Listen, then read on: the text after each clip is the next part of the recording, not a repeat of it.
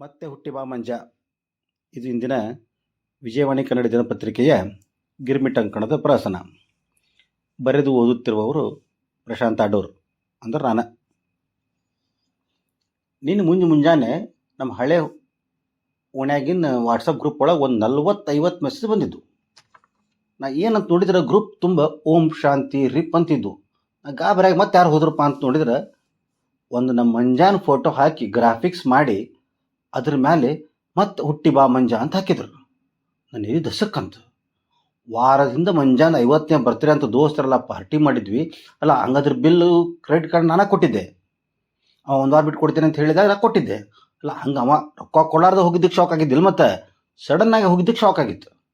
ನಾ ಅಂಥ ದಿನ ಆಯ್ತು ಮಗುಗೆ ಅಂಥೇಳಿ ಬಸ್ಸಾಗ ಫೋನ್ ಹೊಡೆದೆ. ಅವ್ನ ಫೋನ್ ನಾಟ್ ರೀಚೇಬಲ್ ಇತ್ತು.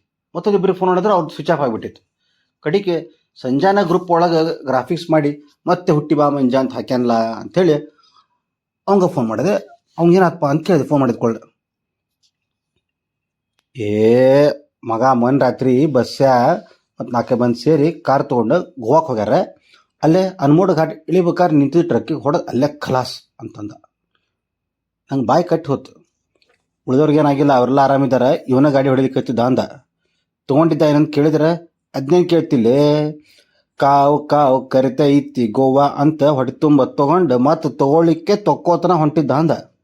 ಅಲ್ಲ, ನಮ್ಮ ಮಂಜ ಹಂಗೆ ಇದ್ದಾವ. ತಿಂಗಳಿಗೆ 2-3 ಸಲ ಗೋವಾಕ್ಕೆ ಹೋಗ್ತಿದ್ದ. ಯಾರು ಗೋವಾಕ್ಕೆ ಕರೆದ್ರೆ ಸಾಕು ಊಟ ಅರ್ಬಿ ಮೇಲೆ ನಡಿ ಅಂತಿದ್ದ. ಅವ್ನು ರಿಂಗ್ಟೋನ್ ಸಹಿತ ಕಾವು ಕಾವು ಕರಿತೈತಿ ಗೋವಾ ಹಾಡಿತ್ತು. ಇನ್ನು ಅವ್ನು ಬ್ಯಾಕ್ಗ್ರೌಂಡ್ ಹೇಳ್ಬೇಕಂದ್ರೆ ಅವನದು ಲಗ್ನ ಆಗಿದ್ದಿಲ್ಲ, ನಮ್ಮಂಗೆ ಸಂಸಾರ ಜಂಜಟ್ ಇದ್ದಿದ್ದಿಲ್ಲ, ಹೆಸರಿಗೆ ಒಂದು ಕೆಲಸ, ಓಣ್ಯಾಗ ಅವರಪ್ಪ ಬಿಟ್ಟು ಹೋದ ಹಳೆ ಮನಿ, ಸಿಕ್ಕಾಪಟ್ಟಿ ಉಡಾಳ, ಮೈ ತುಂಬ ಚಟ. ಹಿಂಗಾಗಿ ಅವರವ್ವ ಅವನು ಮದುವೆ ಮಾಡಲಾರ್ದ ಅವ್ನಿಗೆ ಇಲ್ಲಿ ಬಿಟ್ಟು ಕಾದ ತಮ್ಮನ ಜೊತೆ ಮುಂಬೈ ಒಳಗೆ ಇರ್ತಿದ್ಲು. ಇವ್ಗೆ ಹೇಳೋರು ಕೇಳೋರು ಯಾರೂ ಇದ್ದಿದ್ದಿಲ್ಲ. ಆದರೂ ಹಿಂಗೆ ಒಮ್ಮಿನ ಮೇಲೆ ಹೋದ್ನಲ್ಲ ಅಂತ ಖರೆ ನಮ್ಮ ಮನಸ್ಸಿಗೆ ಭಾಳ ಹಳಹಳಿ ಅನ್ನಿಸ್ತು. ಅವ್ನ ಬಾಡಿ ಎಲ್ಲದ, ತರೋರು ಯಾರು, ಅವ್ರ ಅವ್ಗೆ ತಿಳಿಸೋರು ಯಾರು ಅಂತ ಸಂಜೆ ಕೇಳಿದ್ರೆ, ಅಲ್ಲ ಪಾಪ ಸಂಜೆ ಯಾಕಂದ್ರೆ ಅವ್ಗೆ ಭಾರಿ ಕ್ಲೋಸ್ ಫ್ರೆಂಡ್ ಅವ. ಇಬ್ಬರು ಬಾಲ್ವಡಿ ಬೆಂಚ್ಮೆಂಟಿಂದ ಹಿಡಿದು ಇವತ್ತು ಟೇಬಲ್ ಮೇಟ್ಸ್ ಆಗಿದ್ರು ಅವ್ರು. ಬಸ್ಸ ದೀಪ ಅಲ್ಲೇ ಅದಾರ ತಗೋ, ಅವರೆಲ್ಲ ವ್ಯವಸ್ಥೆ ಆಕೈತಿ, ಅವರವ್ವ ಬಾಂಬೆಯಿಂದ ಡೈರೆಕ್ಟ್ ಮುಂಜಾನೆ ಫ್ಲೈಟಿಗೆ ಗೋವಾಕ್ಕೆ ಹೋಗ್ಯಾಳ ಅಂತ ಹೇಳಿದೆ. ಮತ್ತು ನೀವು ಹೋಗಿ ನಿಲ್ಲಿ ಅಂತ ಕೇಳಿದೆ. ಇಲ್ಲ, ನಾ ಇಲ್ಲಿಂದ ಹೋಗಿ ಮುಟ್ಟೋ ತನಕ ಇಡ್ಲಿಕ್ಕೆ ಆಗಂಗಿಲ್ಲ ಅಂತ. ಹೆಂಗಿದ್ರು ನಮ್ಮನ್ನು ಬಿಟ್ಟು ಹೋದ ದೋಸ್ರು ಅದಾರಲ್ಲ, ಅವ್ರು ಮುಗಿಸ್ಕೊಂಬರ್ತಾರೆ, ನಾವು ಸಂಜೆ ಶ್ರದ್ಧಾಂಜಲಿ ಸಭೆ ಮಾಡೋಣ ತಗೋ ಅಂತಂದ.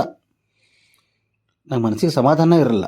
ಮತ್ತು ಬಸ್ಸಾಗ ಗೋವಾದಾಗ ಏನು ನಡೆದದ, ಅವರೊಬ್ಬನು ಅಂತ ಫೋನ್ ಹಚ್ಚಿದೆ. ಅವ್ನು ನಾಟ್ ರೀಚಬಲ್. ಮತ್ತು ಇನ್ನೊಂದಿಬ್ಬರು ಸ್ವಿಚ್ ಆಫ್.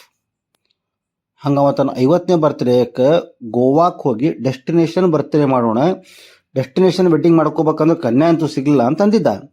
ಇನ್ನು ನಾ ಗೋವಾಕ್ಕೆ ಹಗಲ ಬರಂಗಿಲ್ಲ, ನನ್ನ ಹೆಂಡತಿ ಬೈತಲ್ಲ ಅಂದಿದ್ದಕ್ಕೆ ನನ್ನ ಸಂಬಂಧ ಪಾಪ ಹುಬ್ಬಳ್ಳಿಯಾಗ ಒಂದು ಪಾರ್ಟಿ ಕೊಟ್ಟು, ಈ ಪಾರ್ಟಿ ಚಂಚಗಾರ ಅಂತ ತಿಳ್ಕೊರಿ, ಮುಂದಿನ ವಾರ ಗೋವಾಕ್ಕೆ ಹೋಗಿ ಮತ್ತೆ ಪಾರ್ಟಿ ಮಾಡೋಣ ಅಂತ ಹೇಳಿದ್ದ. ಆದ್ರೆ ಹಿಂಗೆ ರಾತ್ರಿ ಗೋವಾಕ್ಕೆ ಹೋಗಿದ್ದು ನನಗೂ ಗೊತ್ತಿದ್ದಿಲ್ಲ. ಮುಂದೆ ಸಂಜೆ 4 ಆಗಿತ್ತು. ಬಸ್ಸಂದ ಫೋನ್ ಬಂತು. ಅವನು ಫೋನ್ ಎದ್ದೋನೆ, ಎಲ್ಲ ಮುಗಿತೇನಪ್ಪ ಅಂದೆ. ಈ ಮುಗಿಸಿ ಬಂದು ನೋಡ, ಅಲ್ಲಿ ನೆಟ್ವರ್ಕ ಇರಲಿಲ್ಲ ಅಂತ ಅಗದಿ ಕೂಲಾಗಿ ಅಂದ. ಮಂಜಾಗ ಹಿಂಗಾಗಬಾರ್ದಿತ್ತು ಅಂತ ನಾ ಅಂದ್ರೆ, ಎಷ್ಟು ಹೇಳಿದೆ ಹೋಗೋದು ಬ್ಯಾಡ್ಲಿ ಅಂಥೇಳಿ, ನನ್ನ ಮಾತಲ್ಲಿ ಕೇಳ್ತಾನ ಮಗ ಅಂತ ಬಸ್ಸೇ ಅಂದ. ಉಳ್ದವ್ರು ಏನಾಗಿಲ್ಲ ಹೌದಲ್ಲ ಅಂದ. ನಮಗೇನಾಗ ದಾಡಿ, ನಾವೇನು ಆಡ್ಲಿಕ್ಕೆ ಹೋಗಿಲ್ಲ. ಅವ ಆಡಿದ, ಅವ ಸೋತ, ಜಗಳ ತೆಗದ, ಹೊಡೆತ ತಿಂದ, ನಾವು ಬಿಡಿಸ್ಕೊಂಡು ಬಂದ್ವಿ ಅಂದ. ನಂಗೆ ಒಮ್ಮಿಕ್ಲಿ ಏನು ಅವ ಹೇಳಿದ ಅರ್ಥನ ಆಗಲಿಲ್ಲ. ಅಲ್ಲಿ ಏನು ಹೇಳಾಕತ್ತೀನಿ ಕರೆಕ್ಟ್ ಹೇಳ ಮಗನ ಅಂತಂದನ. ಅದಲ್ಲಿ ಎಷ್ಟು ಬ್ಯಾಡ್ ಅಂದ್ರು ಕ್ಯಾಸಿನೋ ಕರ್ಕೊಂಡು ಹೋದ. ಒಂದು ಇಡೀ ರಾತ್ರಿ ಒಂದು ದಿವಸ ಅಲ್ಲೇ ಇದ್ವಿ, ಗೆದ್ದ. ಆಮೇಲೆ ಬಿದ್ದದೆಲ್ಲ ಸೋತ, ನಶೆದಾಗ ಯಾರ್ದ ಜೊತೆ ಜಗಳ ತೆಗದ, ಹೊಡೆತ ತಿಂದ. ಕಡೆಗೆ ನಾವೀಗ ಅವ್ನಿಗೆ ಹೇಳ್ಕೊಂಡು ಕ್ಯಾಸಿನೋ ಶಿಪ್ ಬಿಟ್ಟು ದಂಡಿಗೆ ಬಂದೇವಿ, ಇನ್ನೊಂದು ಅರ್ಧ ತಾಸಿಗೆ ಇಲ್ಲಿಂದ ಬಿಡ್ತೀವಿ ಅಂತಂದ. ನಂಗೆ ವಾಟ್ಸಪ್ ನೋಡಿದ್ರಿ ನೀವೆಲ್ಲ ಅಂತ ಕೇಳಿದೆ. ಎಲ್ಲಿದ್ಲೆ ಮಾತಾಡಕ್ಕೆ ನೆಟ್ವರ್ಕ್ ಕೆಲವನು ಮ್ಯಾಲೆ ಮೊಬೈಲ್ ಚಾರ್ಜಿಂಗ್ ಇಲ್ಲ, ಯಾಕೆ ಏನಾಯ್ತಂತ ಕೇಳಿದೆ. ಏನಿಲ್ಲ ತಗೋಪ, ನೀವು ಆರಾಮ್ ಬರ್ರಿ ಅಂತ ನಾವು ಫೋನ್ ಇಟ್ಟು ನಾವು ವಾಟ್ಸಪ್ ನೋಡ್ತೀನಿ. ಸಂಜಾ ಗ್ರೂಪ್ನಾಗ ಹಾಕಿದ್ದು ಮತ್ತೆ ಹುಟ್ಟಿ ಬಾ ಮಂಜಾ ಗ್ರಾಫಿಕ್ಸ್ ಡಿಲೀಟ್ ಮಾಡಿಬಿಟ್ಟಿದ್ದ. ಬರೀ ಓಂ ಶಾಂತಿ ರೀಪ್ ಮೆಸೇಜ್ ಇಷ್ಟ ಉಳಿದಿದ್ದು, ಯಾರು ಹೋಗ್ಯಾರ ಅನ್ನೋದು ಇದ್ದಿದ್ದಿಲ್ಲ. ನಾ ಸಂಜೆ ಫೋನ್ ಹೊಡೆದೆ, ಎಲ್ಲೇ ಮಗನ ಇದೇ ಮಶ್ಕಿರಿಲ್ಲ ಅಂತ ಕೇಳಿದರೆ, ಮತ್ತೆಲ್ಲೇ ಮಗ ಮುಂದಿನ ವಾರ ಎಲ್ಲರೂ ಕೂಡಿ ಗೋವಾಕ್ಕೆ ಹೋಗೋದಂತ ಫೈನಲ್ ಮಾಡಿ ಆ ಬಸ್ಸಾನ ಮಾತು ಕೇಳಿ ಒಮ್ಮಿಂದ ರಾತ್ರಿ ನಂಗೆ ಬಿಟ್ಟು ಗೋವಾಕ್ಕೆ ಹೋದ, ನಾ ಬಿಡ್ತೇನೇನೆ ಅಂತ ನಂಗೆ ಜೋರು ಮಾಡಿದ. ಯಪ್ಪ ದೇವ್ರ, ಇವನು ಬಿಟ್ಟು ಗೋವಾಕ್ಕೆ ಹೋಗಿದ್ದಕ್ಕೆ ಇವ ಮಂಜಾನ ಕತಿನ ಮುಗಿಸಿದ. ಅಲ್ಲ, ಅದ್ರಾಗ ಇವ ಮಾಡೋ ಕೆಲಸನ ಗ್ರಾಫಿಕ್ ಡಿಸೈನಿಗೆ. ಯಾವಾಗ ಮಂಜಾ ಗೋವಾಕ್ಕೆ ಹೋಗ್ಯಾನ, ಕ್ಯಾಸಿನಾಗ ಹೋಗ್ತಾನ, ಅವ್ನಿಗೆ ಸಿಗ್ನಲ್ ಸಿಗಂಗಿಲ್ಲ ಅಂತ ಗ್ಯಾರಂಟಿ ಆಯ್ತು. ಒಂದು 90 ಹೊಡೆದು ಗ್ರಾಫಿಕ್ಸ್ ಮಾಡಿ ರಾತ್ರಿ ಗುಪ್ಪೊಳಗೆ ಹಾಕಿ ಸೇರಿ ತಿರ್ಸ್ಕೊಂಡಿದ್ದ.